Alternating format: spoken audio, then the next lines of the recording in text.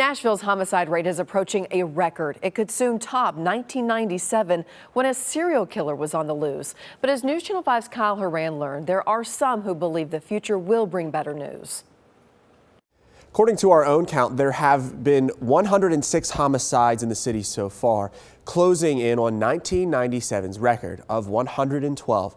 That deadly spike has caught everyone's attention, from the man on the street to Metro's top prosecutors. It has hit home for me recently in that I teach teen Sunday school, and I've had two of my Sunday school students killed not too long ago. Danielle Nellis has seen it all too close, personally. We need to start getting ahead of the caboose. We need to start looking at how we can broaden our prosecution efforts to before the crime happens. And professionally. Our office, we have a focus on victims. An assistant district attorney, Nellis has seen the murder rate go up this year significantly, but she's hopeful that change can be headed off by another one. Our office, with several other government agencies, including the juvenile court, have piloted a restorative justice program. With a focus on rehabilitation. In other cities, we've seen it to be very effective in curbing youth violence. It's also decreased the recidivism rate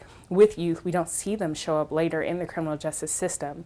So though that may not have an immediate impact on our crime rate, it will have a long-term impact if this pilot program is successful here. Nellis believes there's a future in Nashville that's inclusive, where families don't feel the pressures of a growing, changing, and all too often violent city. Every issue with criminal activity, I believe, begins in and around the family.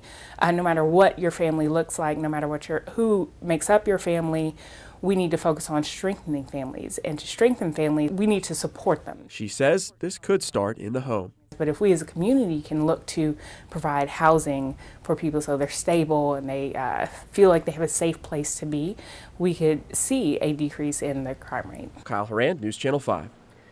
Nellis said a change like this would likely take years, but if Nashville is committed to helping those who are not affluent, it could happen.